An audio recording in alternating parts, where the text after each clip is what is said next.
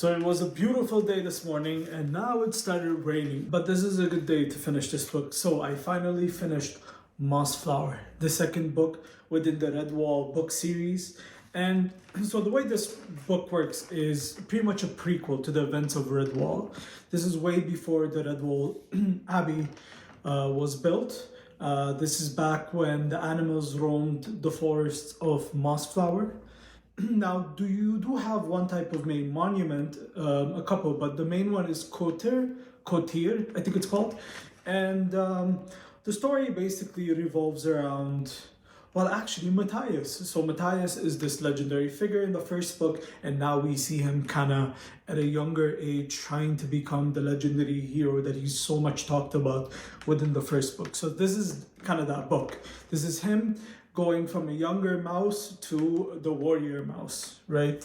So this book is pretty different than the first one, I would say. So the first one, you had each chapter was a character perspective, and then you really had Matthias's perspective, and then you had Clooney the Scourge.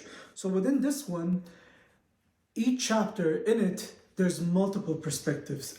It gets very crazy. It does get chaotic at many points, but I think the chaos works great for this story because this story is a larger scale than the one beforehand in Redwall. At least that's what it feels like because of the writing style. So the main baddie in this one is named Tsarmina, which is a freaking awesome name. I love that villain's name. She was a very good villain, but she was so annoying, and I feel like that's intentional. She's so annoying that you start to hate her too, and clearly that's like, if you're hating a villain, that's a very, very well written villain, in my opinion. So one thing I want to say is that even from the first description on like the first chapter, you feel like you're being transported into an oil painting. The descriptions are very beautiful. There were multiple points within this book where the descriptions were genuinely gorgeous. The book started with Jacques describing the snow, the forest, and how they both look at each other, contrasting each other, and what the colors and the spatial colors in the sky, and all of that was just a very beautiful description that completely drew me into the book, and I wanted to know more.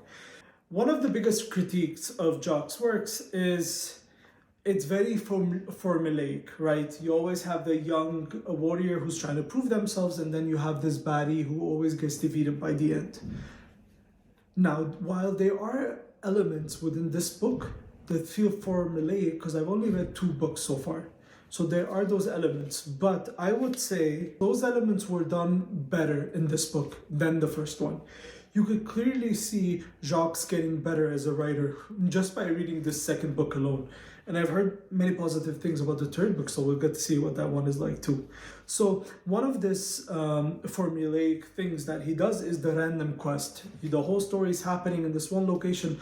Suddenly our hero has to go on a quest on a far distant land to retrieve something and then come back and save the day. And now in Redwall, the first one, I felt that was very off. Like in the last part of the book, Matthias just disappeared and went away. Now this time, this happens. Martin Warrior does this much earlier into the book, which I think is better. It works better. The story flows better for it. Now, another formulaic thing I've realized so far is that both of the villains we've seen from the first book and the second book, they get so obsessed with defeating the enemy that they slowly start to losing their mind. So I don't know if there's anything Jacques was trying to say about mental health and about obsession, but it genuinely feels like that.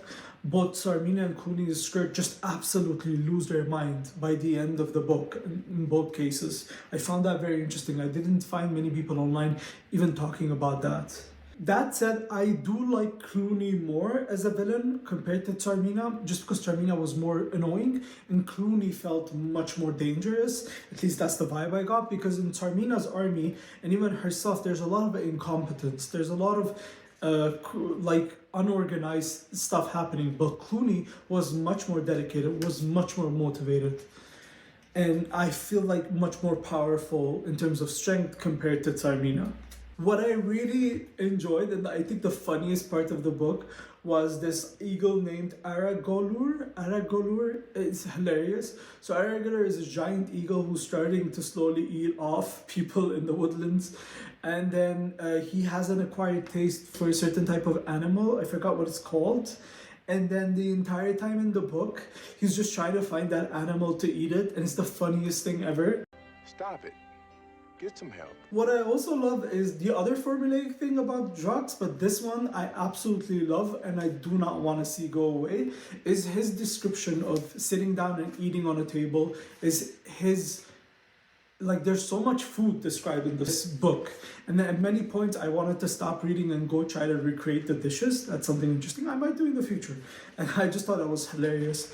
And this book made me want to try sweetened chestnuts. I love all types of nuts, so it's like sweetened chestnut sounds amazing. I kind of want to go try it right now. This book did such a great job at describing what it is, and it made me crave it. So the characters, they all were awesome. I loved majority of the characters. There is one character that I absolutely loved, and I was so disappointed that they died, but I also understand why they died in the book. And I'm not gonna give the name of that character, not to spoil it to anybody else. I'll just say that character is some sort of a spy, and he was just like the best part of the book, and I really wanted to see him branch off after the story and go have his own adventures around the world. Talking about Beyond, there's this, finally we get to see Salamandastron. Now I've been reading about Salamandastron a lot online, but I could not really put my finger on how it fit into the Redwall world, and this book kind of really explains it to me. So it is a weird plot because this mountain is gigantic and there's like smoke coming out of it every day, and that scares a lot of people because a lot of people believe the myth that this mountain, Salamandastron, is inhabited by a dragon, basically. And this is not a spoiler, but what it's really inhabited by are a bunch of hares, rabbits, and a large badger.